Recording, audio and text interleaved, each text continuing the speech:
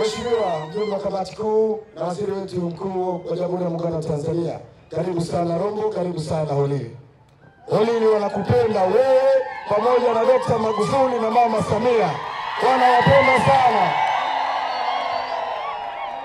Mheshimiwa waziri mkuu na mjumbe wetu wa kamati kuu, karibu ukae. CCM wewe! Viva ushindi, viva! CCM oye! Ng'ara CCM, ng'ara! Ng'ara Magufuli, ng'ara! Kabla sijaanza kusema, naomba wale waliokaa mbali na kura za madiwani. Mheshimiwa Waziri Mkuu, Kilimanjaro, pamoja na kwamba hatukuwa na watu wa kusemea bungeni kama rais wetu ambavyo aliwahi kusema, serikali haina chama, maendeleo hayana chama. Yako mambo yaliyofanyika ndani ya kipindi cha miaka mitano, na Rombo ikiwa sehemu ya kufaidika na matukio hayo, pamoja na kwamba hatukuwa na watu wa kuwatuma kubeba kero zetu kwa barabara. Niseme kwa ujumla, Rombo, shida kubwa Rombo ni maji. CCM oye! Kama vile hapa Holili mna maji, maana nilitegemea mshangilie zaidi. Kwa hiyo mahali ambapo sasa hivi kusemea ni hapa. Na kwa niaba ya chama mkoa wa Kilimanjaro nimesema hapa, waziri mkuu amesikia, lakini atatupa mtihani ambao tunatakiwa tufanye tarehe 28 mwezi wa 10, kuchagua mbunge anayetokana na Chama cha Mapinduzi, kuchagua madiwani watakaotokana na Chama cha Mapinduzi, na habari ya maji iwe historia. Ninatambua baada ya serikali kuunda RUWASA na Rombo walipata bahati ya kufanyia upembuzi yakinifu juu ya Ziwa Chala ili maji yatoke Ziwa Chala na yasambae Rombo kote. Tunamshukuru rais kwa kutenga fedha kwa ajili ya kazi hiyo. Lakini yako mambo yaliyofanyika kwa kipindi cha miaka mitano, nitasema kwa uchache kwa sababu ya muda. Kwenye afya, naishukuru serikali ya Chama cha Mapinduzi iliyotokana na Chama cha Mapinduzi kwamba tulitengewa shilingi bilioni 1.8 kwa ajili ya kujenga hospitali ya wilaya Rombo.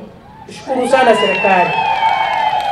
Naishukuru serikali ilitengea shilingi milioni 588 kwa ajili ya kuboresha na kujenga kituo cha afya ndani ya wilaya ya Rombo kule Karume. Ununuzi wa madawa ndani ya wilaya ya Rombo tulifanikiwa kutengewa shilingi bilioni 1.020 kwa ajili ya madawa. Naishukuru sana serikali yetu. Tunaishukuru serikali kwamba kwa mkoa mzima tulifanikiwa kutengewa shilingi bilioni 51.9 kwa ajili ya madawa mkoa wa Kilimanjaro. Haya yote ni kwa sababu ya serikali makini ya Dr. John Pombe Magufuli akisaidiana na Mama Samia Suluhu na waziri mkuu wetu ambaye yeye ni namba 3 ndani ya nchi yetu. Kwenye elimu yalifanyika mambo mengi, lakini hapa Rombo kwa mpango wa elimu bure shule za msingi zilipata jumla ya shilingi bilioni 3.131 kwa ajili ya kulipia gharama za wale ambao wanaenda shule bila malipo. Shule ya sekondari walitengewa shilingi bilioni 4.9 kwa kulipia elimu bila malipo. Tuipongeze serikali yetu. Lakini kimkoa, shule za msingi tulitengewa shilingi bilioni 20 kwa kipindi chote cha miaka 5. Shule za sekondari tulitengewa shilingi bilioni 40.367 kwa ajili ya kulipia elimu bila malipo ndani ya mkoa wa Kilimanjaro. Tunamshukuru sana rais wetu, tunashukuru sana Chama cha Mapinduzi, chama ambacho kila kinapotenda kinatenda kulingana na ilani yenyewe ya Chama cha Mapinduzi. Ndugu wananchi na wapiga kura, kwa hakika tumekuja mbele yenu. Hatuna habari mpya zaidi ya kuomba kura zenu, na sisi hatuendi kujaribu kuiongoza nchi. Nchi hii tumeiongoza tangu mwaka 1961. Kwa hiyo Ikulu tumeizoea, na John Pombe Magufuli Ikulu ameizoea. Haendi kujifunza, kwa miaka 5 ametoa majibu yanayoeleweka. Kwa nini tuko hapa? Tumekuja kwa sababu ya kutekeleza utaratibu za kuomba kura, na nyinyi ndio ambao tunawaomba kura. Mtumie muda wenu vizuri. Ile tarehe 28 asubuhi siku ya Jumatano, mtoke wote, mkahamasishane wote, vichinjio vyenu mfiche vizuri, kwa sababu hawa wabaishaji wanaozunguka na ngonjera zao. Kilimanjaro sasa tumesema basi, na Rombo tumesema basi. Mheshimiwa Waziri Mkuu, kwa hakika najua hii siku ni ya kwako, na wananchi na wanachama walioko hapa wanatamani kukusikiliza wewe zaidi. Dr. John Pombe Magufuli oye! Mama yetu Mama Samia oye! Profesa Mkenda safi!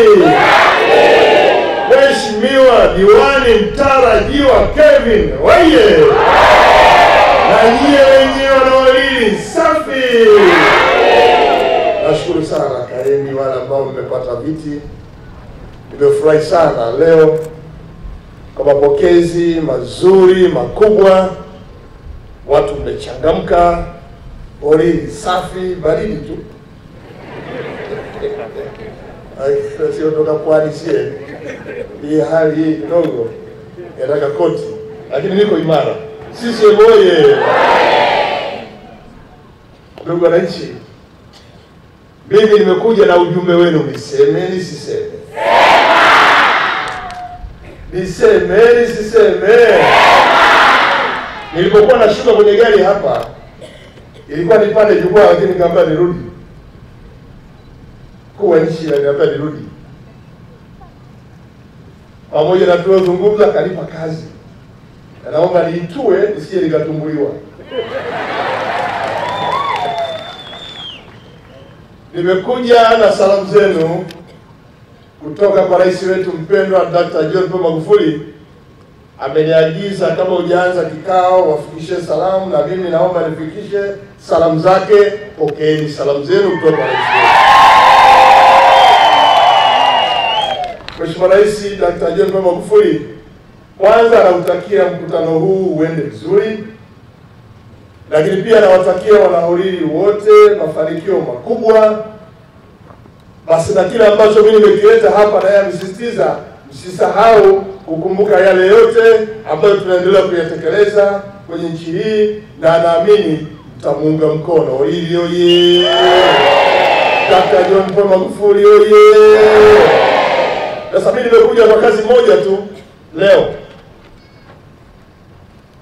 Nimekuja mbele yenu, kuja kwenu wanaholili wote, wanachama cha Mapinduzi, wapenzi, wale watu wetu wanaotupenda sana, na vyama rafiki vyote, nimekuja kuomba kura.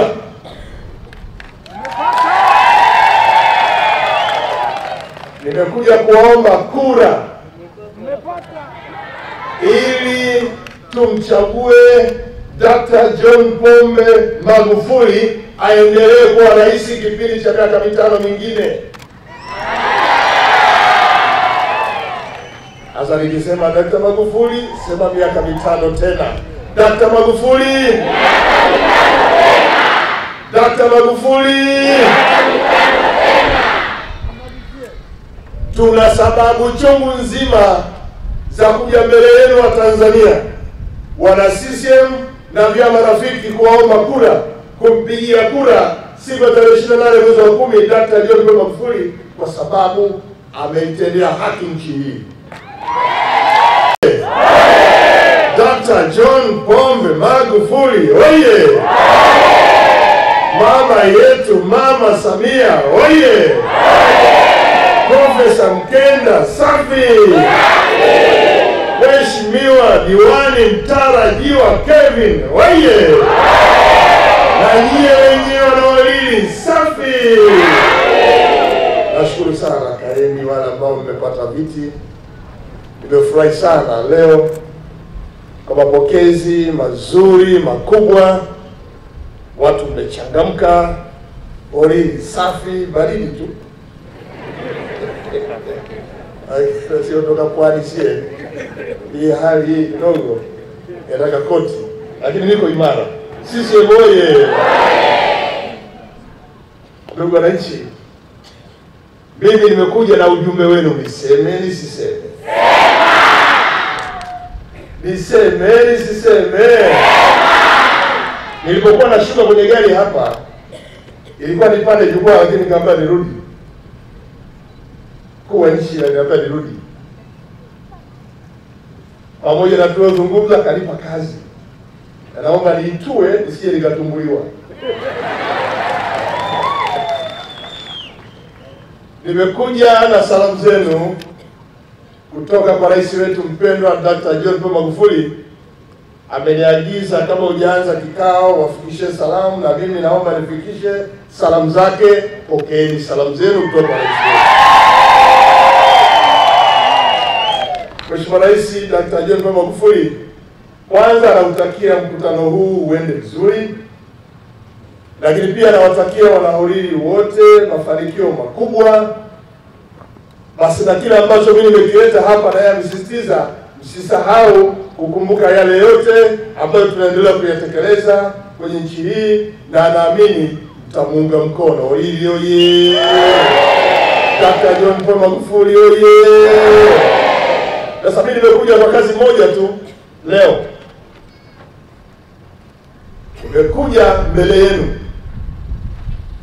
kuja kwenu wanaholili wote, wanachama cha Mapinduzi, wapenzi, wale watu wetu wanaotupenda sana, na vyama rafiki vyote, nimekuja kuomba kura.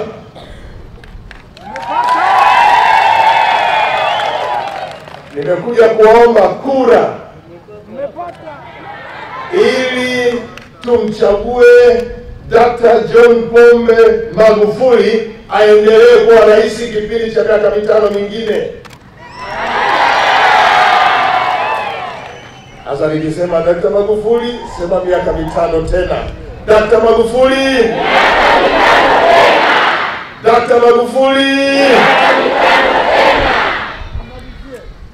Tuna sababu chungu nzima za kuja mbele yenu wa Tanzania, wana CCM na vyama rafiki kuwaomba kura, kumpigia kura siku ya tarehe 28 mwezi wa 10 Dkt. John Pombe Magufuli, kwa sababu ameitendea haki nchi hii, na ni kwa sababu ni mtu anayependa na anaamini Mungu ndio anatuongoza kwa yote haya.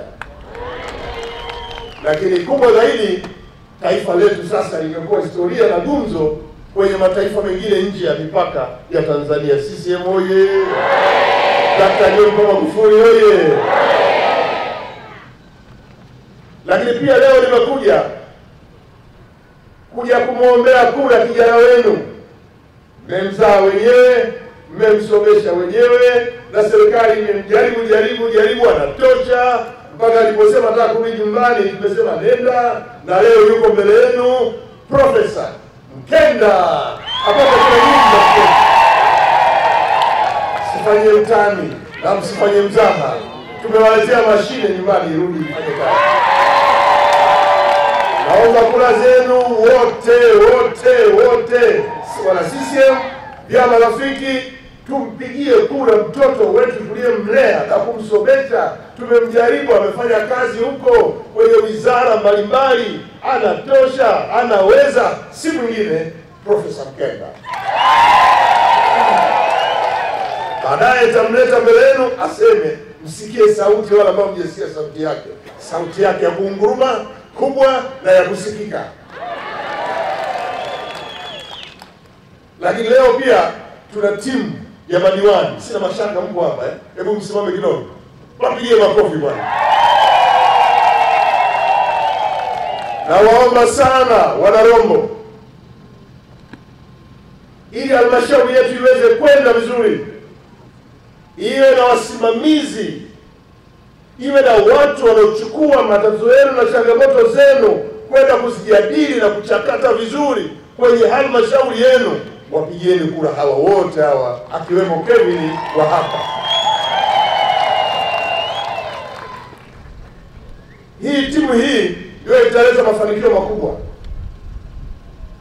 Hii timu inajua nini waiambie serikali itekeleze. Tumepata shida toka mzee Mramba alipomaliza jukumu lake, huku mbele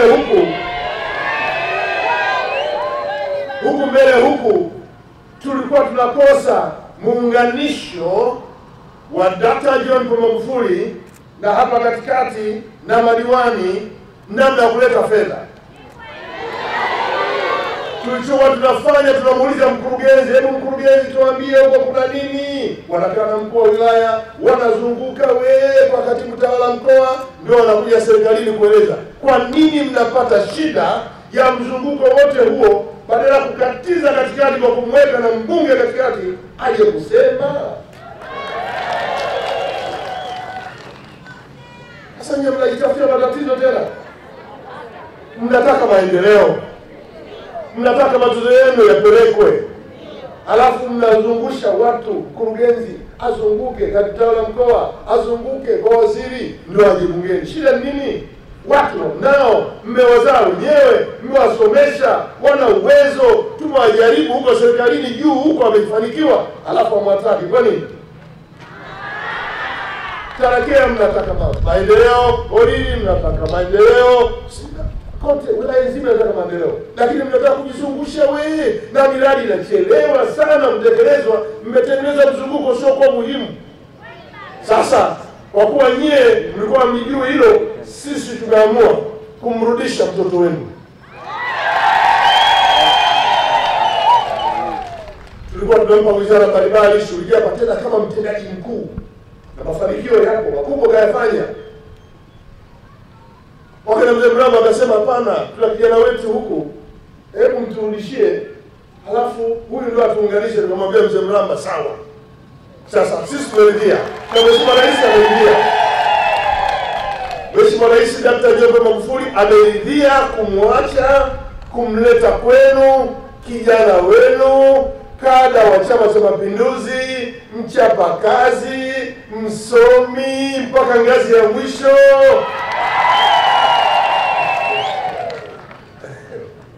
Anajie.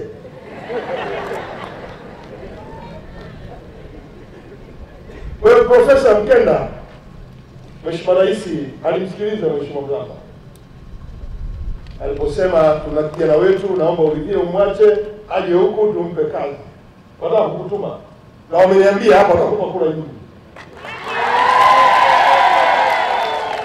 Mzunguko huu wa kuleta miradi, Profesa Mkenda hana mahali hapajui, na mkimpa kura kwa waziri mkuu yeye anapasua mpaka mlangoni.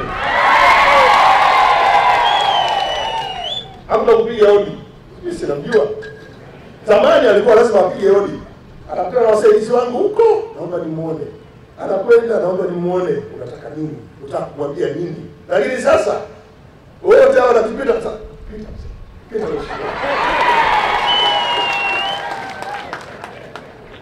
Naomba kura zenu zote na vyama rafiki, ili mradi na yeye mnataka maendeleo, na chama hiki kinahudumia Watanzania wote, na serikali hii inahudumia Watanzania wote. Muhimu tupate mtu atakayetuwakilisha vizuri, si mwingine ni Profesa Mkenda. Asa Profesa Mkenda hawezi kufanya kazi peke yake.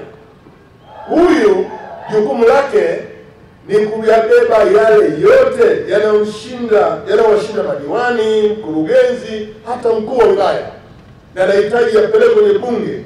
Ndio Profesa Mkenda anakuja bungeni, atakuwa na nafasi ya kumuuliza waziri mkuu swali la kazungumza mengi.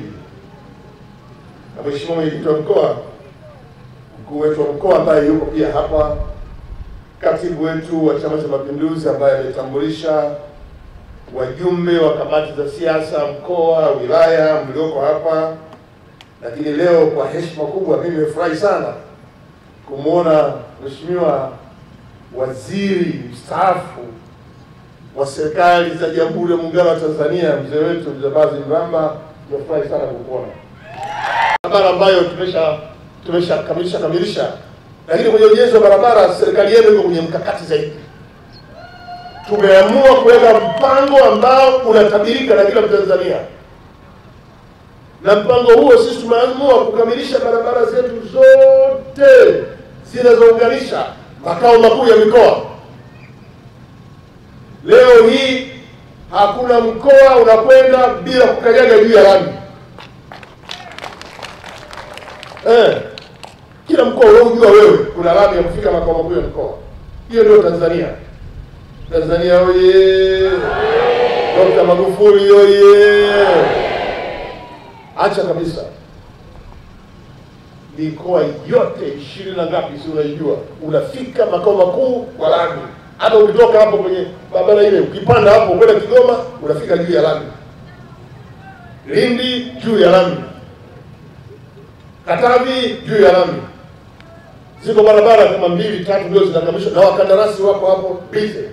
Ili ya kutoka Sikonge kwenda Katavi kupitia maji hapo katikati hapo Mlele, na pale kidogo tunaunganisha Katavi kwenda Uvinza pale kandarasi uko kazini.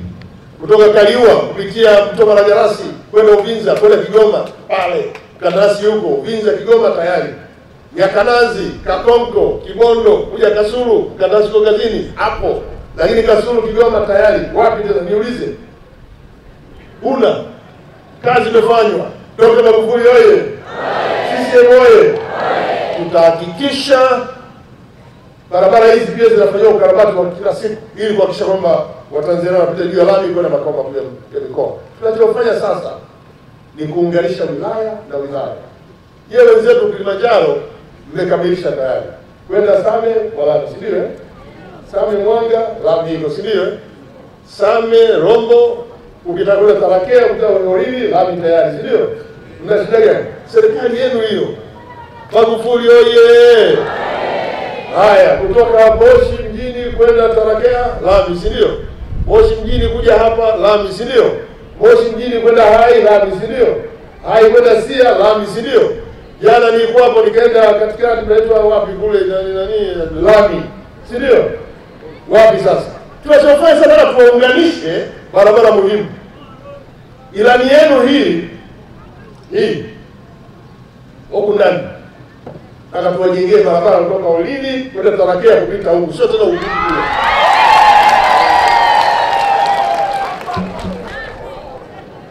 tulishaleta wataalamu, wameshapima barabara hii kutoka mpaka pale kilomita 53. Kilomita 53 ni bilioni kama 58 hivi. Tunazo. Na ilani imesema tutajenga. Wewe profesa. Mbona mambo mengi? Profesa, sikiliza hapo, mimi nakupa majukumu hapo. Ilani imeeleza barabara kutoka hapa mpaka Tarakea kupita huko mpakani. Ili wanahuriri mnapokwenda makao makuu ya wilaya, hakuna kurudi tena mpaka sijui. Hakuna hiyo safari ya kimo. Ni hapa mchana. Ni barabara hizi unajua ni ya kimkakati zaidi kibiashara. Tuko na majirani na wako kutoka hapa mpaka kule pembeni basi kote huko ni biashara tupu mpakani hapa. Biashara tupu mpaka Tarakea. Rombo oye! Unajua mimi nilikuwa natamani kama nikizaliwa hapa vile. Basi Mwenyezi Mungu amewajalia na serikali itaendelea kuwatumikia tu. Tunapiga lami mpaka huko. Ili huduma hizi ziendelee. Kwa hiyo tunaunganisha barabara za wilaya ili kurahisisha mawasiliano kati ya wilaya na wilaya. Tunajenga Kia, tuko Mererani, na tuende Simanjiro, tufike Kiteto, tutokea barabara kuu ya Dar es Salaam Dodoma kwenda Dodoma, ili watu wa Rombo mnapokwenda Dodoma kuna haja ya kupita Arusha, Manyara, Babati huko, Kondoa, hapana, nakatiza tu hapa Mererani, Simanjiro, Kibaya, Kongwa, naenda Dodoma. Safi kabisa. Na zile barabara za Babati kuja Simanjiro, Orokasmet, zile zote tunaunganisha vile. Pale Longido kwenda Ngorongoro tunaunganisha. Tumeshaanza kujenga Mtwara, Nanyamba, Mahuta, Tandahimba, Newala kwenda Masasi. Kandarasi iko kazini. Songea, Mbinga, tunaenda Mbamba Bay, kandarasi iko kazini. Wapi tena? Kilimanjaro oye! Rombo oye! Msifanye mzaha katika kupiga kura. Nataka niwaambie kuna kupiga kura kwa aina mbili. Unapiga kura kumpata kiongozi wa kukuletea maendeleo. Na wewe unajua kabisa namchagua huyu kwa ajili ya kupata maendeleo. Lakini kuna kura ya pili ya kuchagua mtu kwa sababu ya ushabiki. Na kufuata ile upepo tufanye na kukumba upepo. Alafu baada ya kura sema Allahumma salli ala. Leo mshafanya kosa tayari, lakini ndio miaka 5. Hii kura ya pili hii ina matatizo sana. Na vijana wenzangu na vijana wote nataka niwaambie eneo hili mwe makini sana. Na siku ya 28 ukisubiri upepo utoke huku, barabara ambayo tumeshakamilisha. Lakini kwenye ujenzi wa barabara serikali yetu iko kwenye mkakati zaidi. Tumeamua kuweka mpango ambao unatabirika na kila Mtanzania. Na mpango huo sisi tumeamua kukamilisha barabara zetu zote zinazounganisha makao makuu ya mikoa. Leo hii hakuna mkoa unakwenda bila kukanyaga juu ya lami. Kila mkoa unaojua wewe kuna lami ya kufika makao makuu ya mkoa. Hiyo ndio Tanzania. Tanzania oye! Dr. Magufuli oye! Acha kabisa. Mikoa yote 20 na ngapi si unaijua. Unafika makao makuu kwa lami. Hata ukitoka hapo kwenye barabara ile ukipanda hapo kwenda Kigoma unafika juu ya lami. Lindi juu ya lami. Katavi juu ya lami. Ziko barabara kama 2-3 ndio zinakamilishwa na wakandarasi wako hapo busy. Ili ya kutoka Sikonge kwenda Katavi kupitia maji hapo katikati hapo Mlele. Na pale kidogo tunaunganisha Katavi kwenda Uvinza pale kandarasi uko kazini. Kutoka Kaliua kupitia Mto Malagarasi kwenda Uvinza kwenda Kigoma pale kandarasi huko Uvinza Kigoma tayari. Nyakanazi, Kakonko, Kibondo, kuja Kasulu kandarasi uko kazini hapo. Lakini Kasulu Kigoma tayari. Wapi tena niulize? Una kazi imefanywa. Dr. Magufuli oye! CCM oye! Tutahakikisha barabara hizi pia zinafanywa ukarabati wa kila siku ili kuhakikisha kwamba Watanzania wanapita juu ya lami kwenda makao makuu ya mikoa. Tunachofanya sasa ni kuunganisha wilaya na wilaya. Yeye wenzetu Kilimanjaro mmekamilisha tayari. Kwenda Same wala si ndio? Same Mwanga lami iko si ndio? Same Rombo ukitaka kwenda Tarakea ukitaka Holili lami tayari si ndio? Mna shida gani? Serikali yenu hiyo. Magufuli oye! Haya, kutoka Moshi mjini kwenda Tarakea lami si ndio? Moshi mjini kuja hapa lami si ndio? Moshi mjini kwenda Hai lami si ndio? Hai kwenda Sia lami si ndio? Jana nilikuwa hapo nikaenda katikati tunaitwa wapi kule nani lami si ndio? Wapi sasa? Tunachofanya sasa tuunganishe barabara muhimu. Ilani yenu hii huko ndani aka tuwajengee barabara kutoka Olili kwenda Tarakea kupita huko, sio tena huko kule.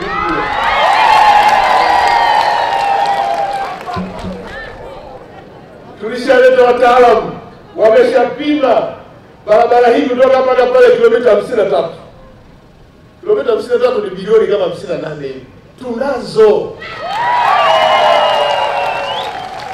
Na ilani imesema tutajenga. Wewe profesa. Mbona mambo mengi? Profesa sikiliza hapo, mimi nakupa majukumu hapo. Ilani imeeleza barabara kutoka hapa mpaka Tarakea kupita huko mpakani. Ili Wanahorili mnapokwenda makao makuu ya wilaya hakuna kurudi tena mpaka himo sijui. Hakuna hiyo safari ya himo. Ni hapa tachana. Hadi barabara hizi unajua ni ya kimkakati zaidi kibiashara. Tuko na majirani na wao kutoka hapa mpaka kule pembeni basi kote huko ni biashara tupu mpakani hapa. Biashara tupu mpaka Tarakea. Rombo oye! Unajua na mimi nilikuwa natamani kama ningezaliwa hapa vile. Basi Mwenyezi Mungu amewajalia na serikali itaendelea kuwatumikia tu. Tunapiga lami mpaka huko. Ili huduma hizi ziendelee. Kwa hiyo tunaunganisha barabara za wilaya ili kurahisisha mawasiliano kati ya wilaya na wilaya. Tunajenga Kia, tuko Mererani, tunaenda Simanjiro, tufikie Kiteto, tutokea barabara kuu ya Dar es Salaam Dodoma kwenda Dodoma ili watu wa Rombo mnapokwenda Dodoma kuna haja ya kupita Arusha, Manyara, Babati huko, Kondoa, hapana, nakatiza tu hapa Mererani, Simanjiro, Kibaya, Kongwa, naenda Dodoma. Safi kabisa. Na zile barabara za Babati kuja Simanjiro Orokasmet zile zote tunaunganisha vile. Pale Longido kwenda Ngorongoro tunaunganisha. Tumeshaanza kujenga Mtwara na Nyamba, Mahuta, Tandahimba, Newala kwenda Masasi. Kandarasi iko kazini. Songea, Mbinga, tunaenda Mbamba Bay, kandarasi iko kazini. Wapi tena? Kilimanjaro oye! Rombo oye! Msifanye mzaha katika kupiga kura. Nataka niwaambie kuna kupiga kura kwa aina mbili. Unapiga kura kumpata kiongozi wa kukuletea maendeleo. Na wewe unajua kabisa namchagua huyu kwa ajili ya kupata maendeleo. Lakini kuna kura ya pili ya kuchagua mtu kwa sababu ya ushabiki. Na kufuata ile upepo fulani na kukumba upepo. Alafu baada ya kura sema Allahumma salli ala. Yeye ameshafanya kosa tayari, lakini ndio miaka 5. Hii kura ya pili hii ina matatizo sana. Na vijana wenzangu na vijana wote nataka niwaambie eneo hili mwe makini sana. Na siku ya tarehe 28 ukisubiri upepo utoke huko kunahitaji nguzo 100 tutazirundika mpaka huko nyumbani. Bure kabisa. Lakini pia hata kama nyumba iko mlimani, tukiona gharama kutundika nguzo na nyaya mpaka mlimani, tutapanda huko kwa juu na kutundikia sola huko ili nyumba hiyo na umeme. Huyo ndio Dr. John Magufuli huyo. Unamtaka rais gani tena? Unamtaka rais gani tena? Dr. Magufuli oye! Rais anapenda wanyonge oye! Rais muamini dini huyo! Kidumu Chama cha Mapinduzi! Naomba kura kwa wana CCM na wote mpaka wa vyama rafiki, tuendelee kuyapata haya. Leo Tanzania inapata heshima Afrika. Tanzania ni nchi ya kwanza Afrika kumudu kupeleka umeme mpaka kijijini. Niambie wewe umeona wapi kijijini kuna umeme? Niambie nchi gani umeona kijiji kina umeme? Mpaka kitongojini, mpaka kwenye tembe, wapi? Hakuna. Ni Tanzania. Na kazi hii toka tumeanza kuifanya tumefika hatua nzuri. Kati ya vijiji 12,018 vijiji 9,336 vimeshawekwa umeme.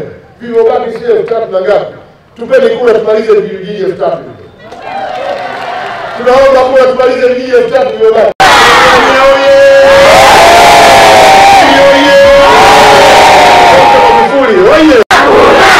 Watakuja hapa watasema, watapaka brushi na tango ni maneno yenu, lakini hawawezi.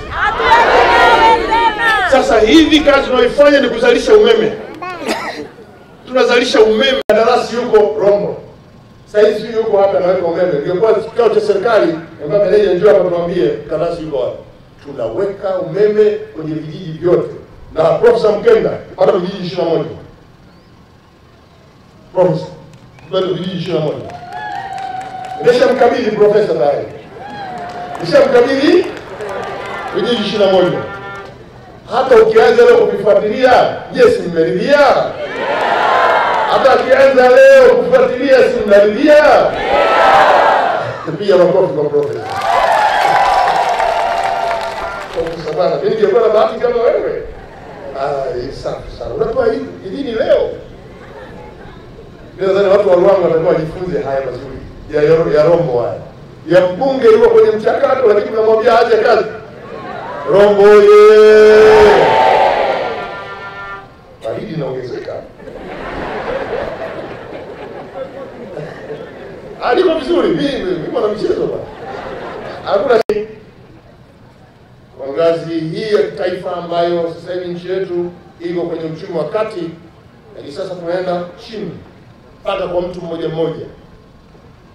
Tunataka uchumi huu uende kwa mtu mmoja mmoja. Na ili kufikisha uchumi kwa mtu mmoja mmoja, tuna mambo mengi ambayo tunatekeleza. Na tumeanza muda mrefu kuweka mazingira ya kujenga uchumi wa mtu mmoja mmoja.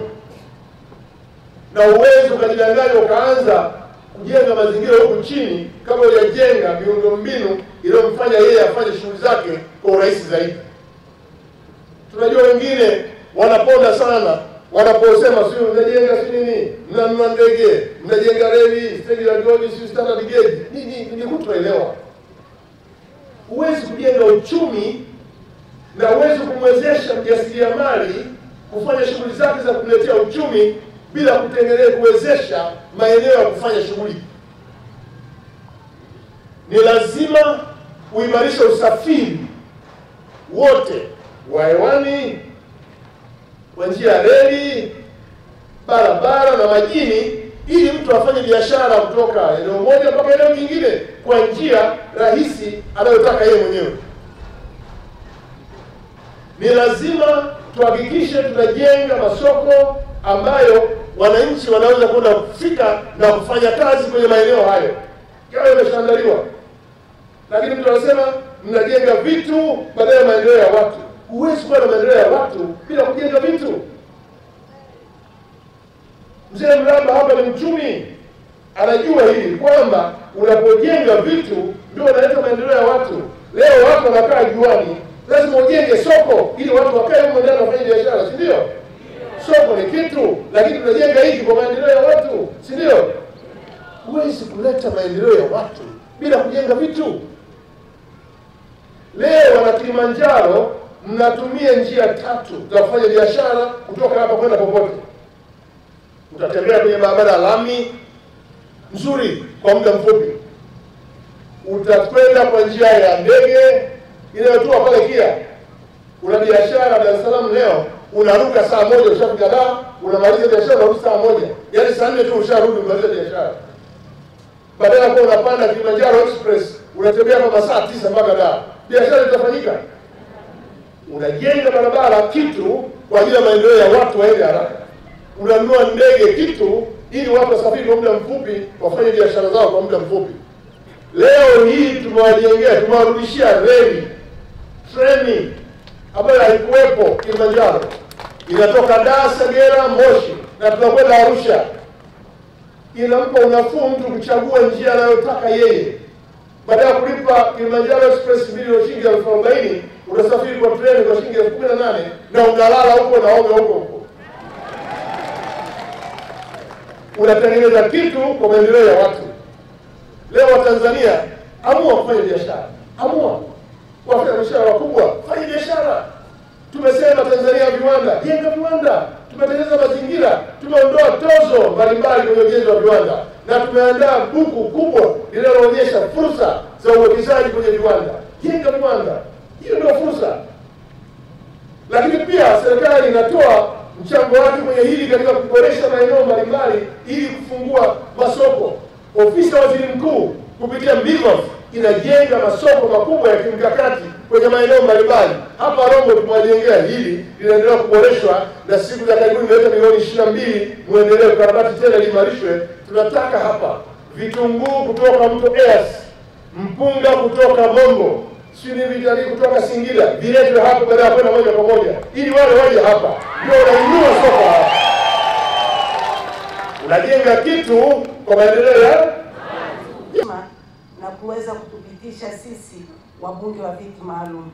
Mheshimiwa Waziri Mkuu, nimesimama hapa kwa unyenyekevu mkubwa nikiomba umati huu wawape kura wagombea wote wa bunge madiwani waliokaa pale, madiwani 28 kutoka jimbo hili la Rombo, ili waweze kwenda katika halmashauri wafanye kazi na Profesa Mkenda.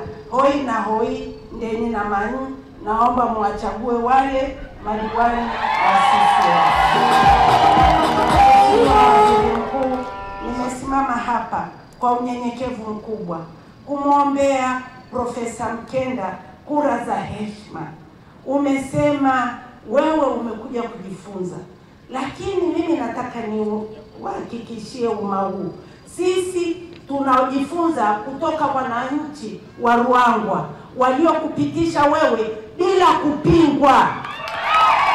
Mheshimiwa Waziri Mkuu, leo ungekuwa kule Ruangwa una mtu anakusumbua, hatungepata baraka hizi za wewe kuja kutuletea Profesa Mkenda na kutueleza heshima ya Profesa Mkenda.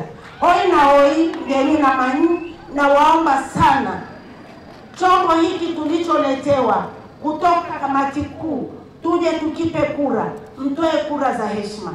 Nyie ni mashahidi, tulikuwa wa mwisho Tanzania nzima kutoa kura za Dr. John Pombe Magufuli miaka 5 iliyopita, mwaka wa 2015. Tulitia aibu Rombo. Mimi nasema tulitia aibu kwa sababu nimekaa Rombo miaka 10. Mume wangu Raymond Mushi akiwa DC wa Rombo, mimi ni Mrombo mwenzenu. Nilikuwa kule na wajua mnavyoweza kuamua mambo kwa uhakika. Mnaweza kuyasemea kwenye kiarano, mnaweza kuyasemea kwenye jumuiya zenu za kusali, mnaweza mkayasemea msikitini, lakini mlisema CCM. Hui, sasa mlikasirika nini na CCM? Ameshasema Waziri Mkuu, lilipita lile upepo libaya. Fukuza pepo hilo kwenda. Mheshimiwa Waziri Mkuu, nataka nitoe ushuhuda wa muujiza ambao Mungu ametutendea baada ya sala iliyofanyika hapa. Kwa kipindi hiki hapa tulipo Holili ni jua kali la kutisha, lakini leo amefunika anga yake. Umepata mkutano wa heshima, umepata kivuli kwa watu wako. Maana ninavyokufahamu Mheshimiwa Waziri Mkuu, ukiwa kama mwenyekiti wetu kule bungeni na wewe ndio mkuu wa serikali bungeni, ungesema ondoa hiki kifuniko nipigwe jua kama hawa, lakini Mungu amekwambia na kupepea kwa upepo, fanya mkutano wa heshima. Nimalizie kwa kusema chonde chonde kina mama, chonde chonde kina baba, chonde chonde vijana wetu. Naomba wote tarehe 28 mwezi wa 10 siku ya Jumatano muende mtoke mkapige kura na mumpigie Dr. John Pombe Joseph Magufuli kura za ndio wote. Wangapi watampigia? Nyanyua mikono. Watiifu wa Chama cha Mapinduzi. Kwa hivyo kazi yetu ni moja, kuhakikisha kwamba ndugu yetu hapa Profesa Adolf Mkenda anakuwa mbunge wa Rombo kwa kura nyingi. Asubuhi na mapema siku ya tarehe 28 mapema kabisa saa 8 tunamtangaza huyu ni mbunge wetu wa wilaya ya Rombo. Lakini zaidi sana kwa tunavyosema kwamba hawezi kufanya kazi peke yake, lazima tupate madiwani kutoka chama chetu cha CCM. Ni kwa mfano tunakuwa na timu ambayo ina wachezaji 11, alafu namba 10 na 11 wale wafungaji tunachukua wachezaji wa timu pinzani tunaweka pale. Kwa hivyo serikali inafanya kazi huku kwa bidii kubwa. Tunapofika kule mbele namba 9, namba 10 ni wachezaji wa timu pinzani, hawafungi, hawana nia kufunga, wale ni sawa sawa tukiwachagua wale wengine. Kwa hiyo safari hii tunasema ni mwiko, mbunge wetu yuko hapa mbele yenu, Mheshimiwa Profesa Mkenda. Makofi. Kubatiana kabisa.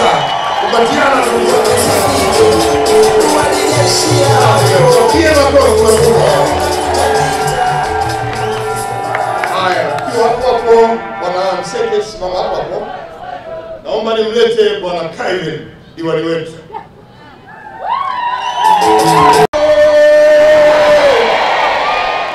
Dr. John Joseph Pombe Magufuli oye! Profesa Mkenda oye! Mheshimiwa, nitakuwa mtovu wa nidhamu nisipokupongeza. Usiku nilikuwa naota nitasemaje kwa watu wa Ruangwa. Wapelekee salamu za holili. Wangekuwa wamekosa akili kweli kweli kumwacha team captain wa Chama cha Mapinduzi. CCM oye! Ndugu zangu, kabla sijamuombea kura, Kelvin naomba niwape mfano mmoja. CCM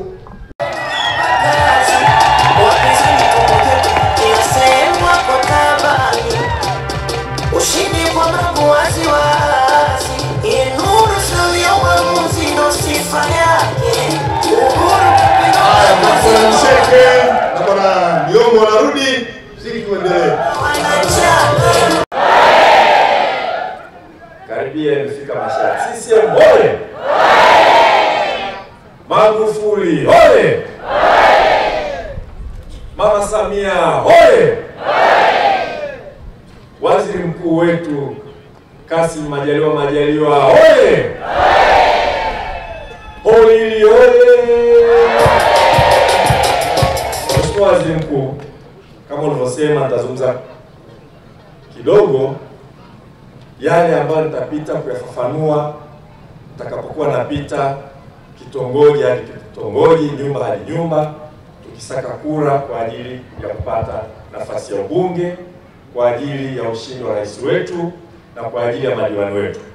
Lakini kabla sijaeleza mambo manne kwa haraka sana, Mheshimiwa Waziri Mkuu, ningependa ni ahidi kwamba nitaanza kwa kula vile viporo alivyoviacha Mheshimiwa Mrama. Na nikitaja kimoja ambacho kinasikitisha hapa. Katika vile vipaumbele kwenye ilani ya chama hapo ukiangalia, cha kwanza kinahusu utu, usawa na haki. Na unapokuwa na watu ndani ya nchi uraia wao unautata, unakuwa unawanyima utu, unawanyima haki, unawanyima usawa. Hili swala linamalizika kiporo cha miaka 10, Mheshimiwa Waziri Mkuu, na hili tutafanya kazi pamoja na uhamiaji, mambo ya ndani, mambo ya nje, ili kila Mtanzania ambaye kwa sababu za kihistoria kuna utata kwenye uraia wake, tunamaliza utata huo. Wale ambao ni raia wanaishi kwa haki na furaha ndani ya nchi yao. Mheshimiwa Waziri Mkuu, Holili ina watu wa aina zote kutoka kila kona ya Tanzania na wenye asili ya kutoka nchi mbalimbali za Afrika Mashariki. Tanzania inaheshimu utu. Tutasimamia kuhakikisha kwamba wale ambao ni wa Tanzania hapa, bila kujali historia walipotoka huko zamani, wanatembea vifua mbele. Hicho ni kiporo cha kwanza ambacho tutakula. Mheshimiwa Waziri Mkuu, mambo manne. Moja, kuna hii miradi mikubwa ambayo imekwama na ambayo sasa serikali imeanza kuisukuma, lakini ilikosa wasemaji. Mradi wa maji Rombo, mahitaji ya maji kwa siku ni cubic mita takriban 45,000 kwa siku, lakini maji tunayopata ni kati ya cubic mita 18,000 mpaka 27,000 kutegemea na majira ya mvua, na idadi ya watu inazidi kuongezeka na mahitaji ya maji yanazidi kuongezeka. Tangu tukiwa wadogo, tatizo la maji limekuwa sugu. Nashukuru sana serikali ya awamu ya 5 imeweka msukumo kwenye swala la maji Rombo, na maji yamewekwa kati ya vipaumbele katika ilani ya chama. Nitajitahidi kwa uwezo wangu wote kwa nafasi ya ubunge kulipigania hili ili tulimalize ndani ya miaka 5. Kama ulivyoeleza Mheshimiwa Waziri Mkuu, tuna vyanzo mbalimbali vya maji, Ziwa Chala na vyanzo vingine. Tutapigania kuhakikisha kwamba rasilimali zinapatikana ambazo zimeshaletwa zinatumiwa vizuri. Swala la maji libaki historia, kwa sababu bila kutatua tatizo la maji, matatizo mengine ya uchumi kwenye kaya na afya tutashindwa kuyatatua. Miradi mingine kama ya Lower Road, ukisoma ilani ya chama ukurasa 76, Mheshimiwa Waziri Mkuu ameelezea barabara kutoka Holili kwenda Tarakea imewekwa mle ndani. Tunahitaji sasa sisi tuzungumzie swala la kimaendeleo badala ya porojo, kuhakikisha kwamba hili barabara linakamilika. Na umelisema vizuri Mheshimiwa Waziri Mkuu, Rombo ni kituo cha biashara na Holili ndio taswira namba 1 ya biashara hapa Rombo. Tukiunganisha barabara hii ya kimkakati toka Holili mpaka Tarakea, si kwamba tu itatoa huduma kwa maeneo ya chini ya Rombo, lakini atafungua fursa za biashara, hasa kwa sababu Tarakea napo ni trade hub. Itatusaidia kukuza biashara, kuleta ajira kwa watu wetu. Mpigieni kura mbunge afanya kazi na rais kwa karibu, awasemee kwa karibu, asimamie fedha kwa karibu ili shughuli ziweze kwenda. Kwa hiyo hata yule mtu mdogo linazungumzika kwa kuleta wataalamu. Elimu tukamilishe hili. Mlete Profesa Mkenda abebe aje kuwasemea pale. Msisubiri waziri mkuu tu waje hapa ndio aambiwe hili. Lakini lazima mwe mnasema huku na msemaji wenu anasema Profesa wetu, mtoto wetu Mkenda oye! Diwani wetu makini mchapa kazi Felix oye! Wanatarakea mliovunja fora, mmetia fora oye! Semeni sisemi. Simanelewa kweli. Metisha.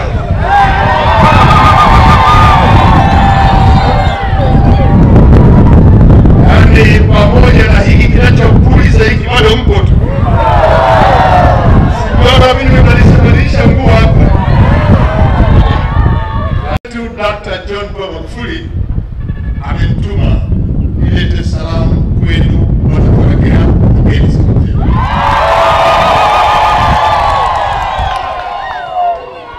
Mheshimiwa Rais alinipigia nilipokuwa pale Holili, nikamwambia niko Holili, nikitoka hapa naenda Tarakea, nikitoka hapa naenda Himo, na leo mikutano yote nitaipiga. Na Mheshimiwa Rais akaniambia wasalimie sana hao wana Holili, wasalimie sana wanatarakea. Mheshimiwa Rais anawatakia mkutano huu mwema. Mheshimiwa Rais anasema anawapenda sana. Na Mheshimiwa Rais ameniambia niwaambie hatawaangusha kamwe.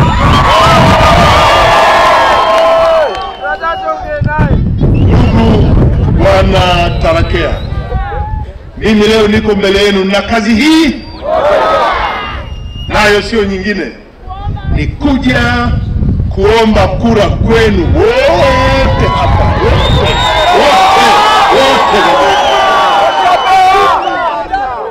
Wana Chama cha Mapinduzi, wapenzi wa Chama cha Mapinduzi, mashabiki wa Chama cha Mapinduzi na ndugu zetu wa vyama rafiki wote, nimekuja kuomba kura zenu tarehe 28 mwezi wa 10 kumpigie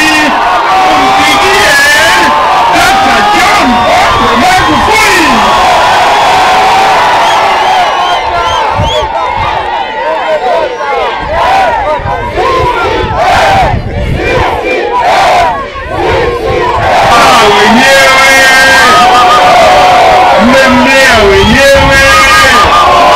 Mmemsomesha wenyewe akamaliza vitabu vyote, naye si mwingine ni Profesa Mkenda.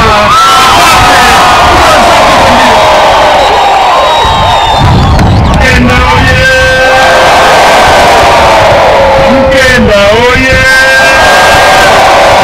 Anaweza wezi, mnamjua huyu?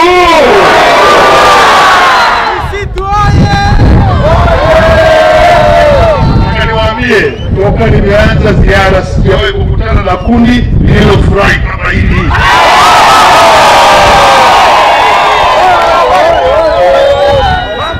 Huyu hakuna kupiga hodi ofisi ya waziri mkuu kumwambia matatizo ya Rombo moja kwa moja. Amesoma mpaka kumaliza vitabu vimeisha, alafu anatafuta vingine. Hamna, profesa anakuja Rombo.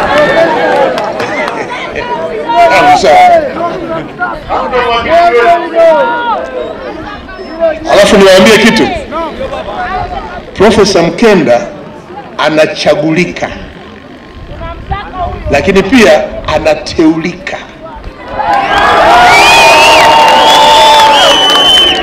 Mmenielewa Mmenielewa Profesa Mkenda anafanya nini, lakini pia anafanya nini? Inshallah Mwenyezi Mungu atamuongoza.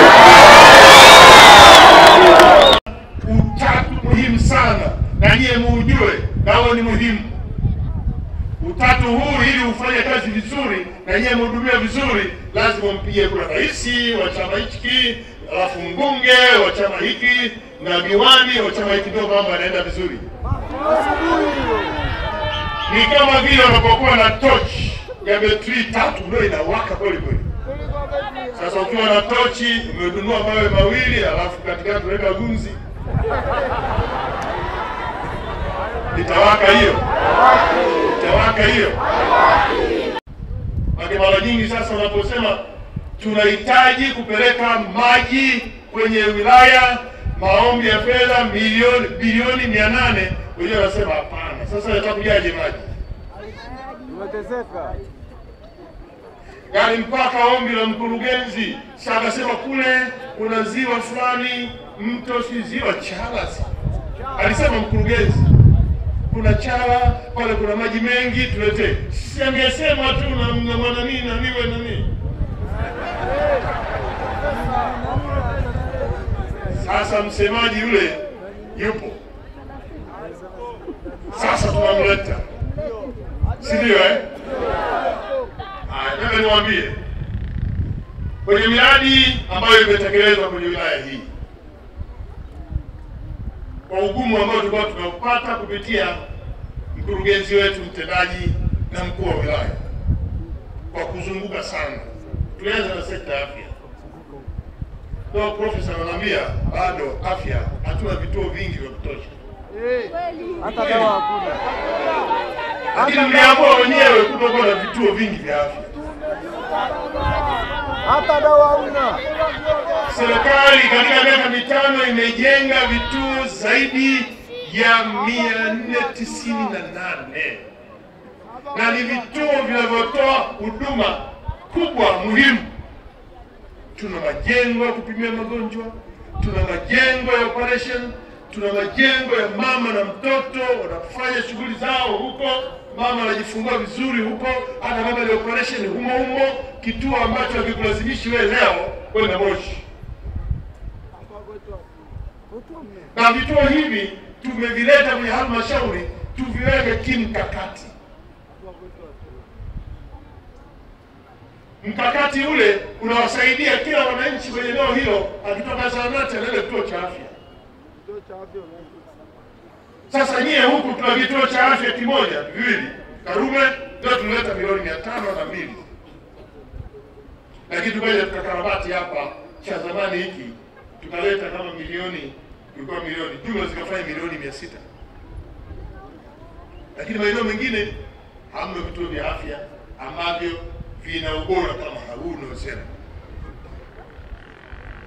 Nilipokuja hapa kwenye ziara yangu na nilisimama hapa kuongea na wananchi, nilipotoka hapa baadaye nilienda kidogo wafunikenda ndani kulia. Kuona kituo cha afya kile. Tukakagua huduma pale. Lakini tunatakiwa tuwe na vituo vya afya kama kile ya kimkakati kwenye wilaya hii.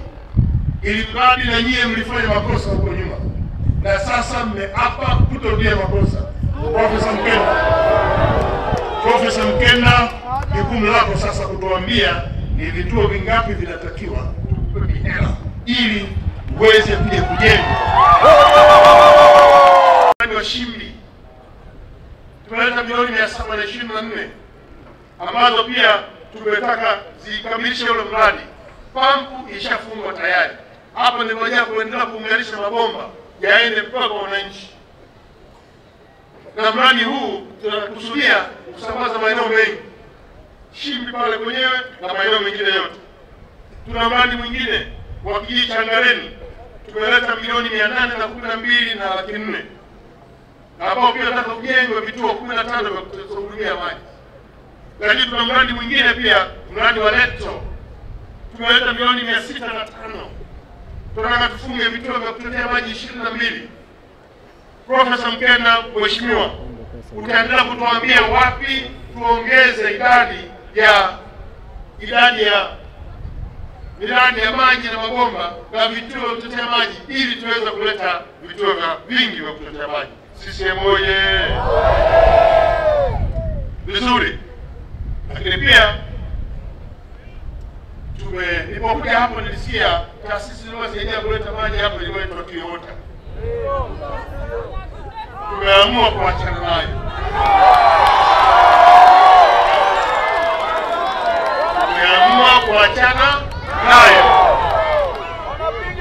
Tumeamua kuunda mamlaka yenu ya wilaya ya Rombo.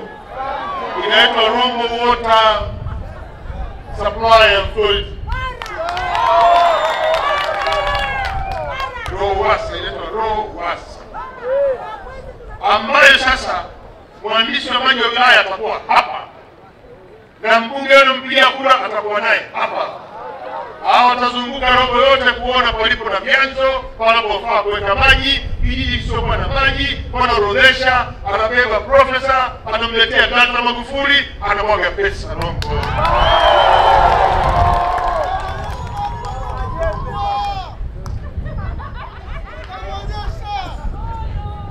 Rombo tumeula baba. Rombo tumeula Hapo sinayo.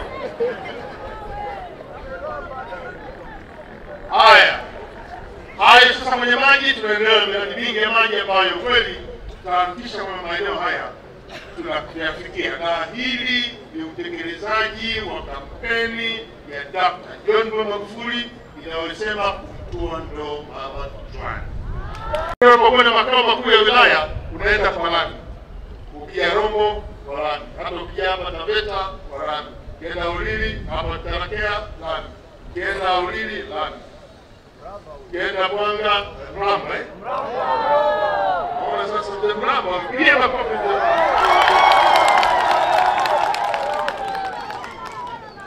Lakini ukienda Mwanga Same lami, Haisia lami.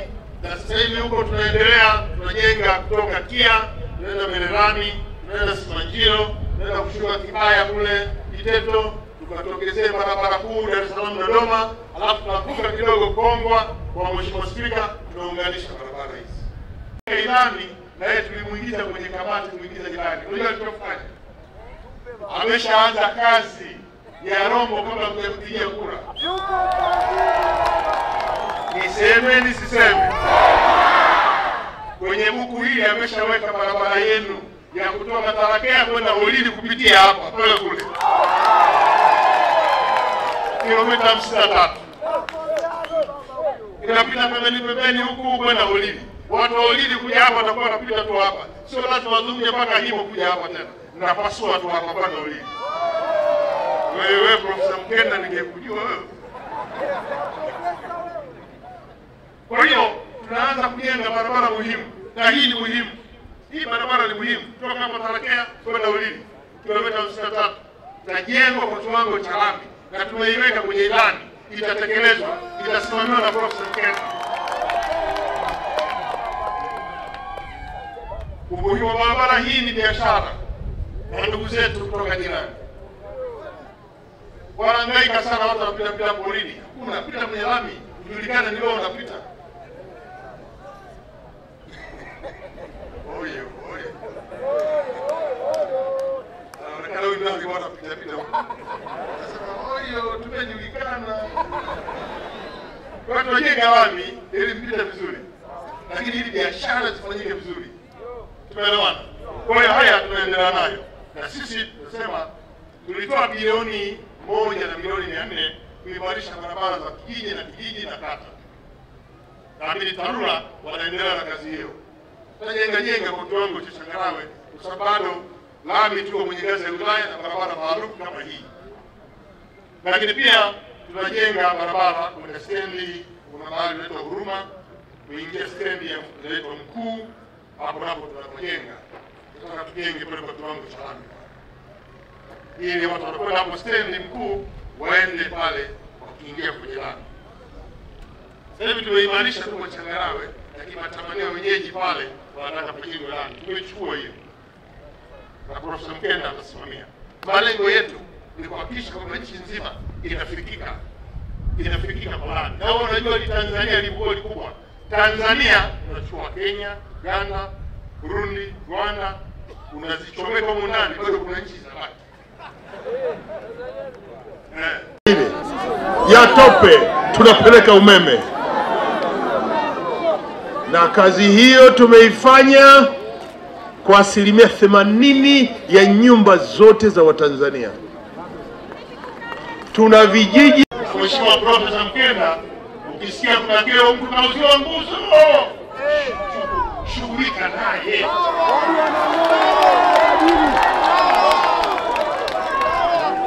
Ukishasikia mtu mmoja kauza nguzo akamuuzia mwananchi, tena mwananchi wako huyu anaahidi kukupa kura, amenunua nguzo, mfuate aliyeuza nguzo. Mmesikia Watanzania? Hakuna kununua nguzo. Na nataka niwaambie, Tanzania ni nchi ya kwanza Afrika kwa kumudu kupeleka umeme vijijini. Leo hii tuko 80% ya vijiji. Tanzania ni nchi ya kwanza. Nenda kokote, pita vijiji leo utakuta mwanga wa umeme. Labda atakuwa amejiwekea sola aliyonunua mwenyewe. Tanzania ni nchi ya kwanza Afrika. Narudia tena, Tanzania ni nchi ya kwanza Afrika. Na leo tufikisha hapo si mwingine Dr. John Pombe Magufuli. Lakini pia liko tatizo nyingine, hata kijiji chenye umeme hawajamaliza kuwapelekea wote waliolipa. Mheshimiwa Profesa, simamia na hili pia. Wale wote waliolipa umeme uende nyumbani kwao. Wote waliolipa peleka umeme nyumbani kwao. Na vijana sasa, tumieni fursa ya umeme kujipatia mapato kiuchumi. Tumieni umeme huu ili mtengeneze shughuli zenu. Ili mradi kila nyumba Mtanzania inataka kupata umeme, hata kibanda chako cha biashara vuta umeme. Anzisha saluni, nyoa nywele za kina Majaliwa humo una umeme wa mkazo wa umeme.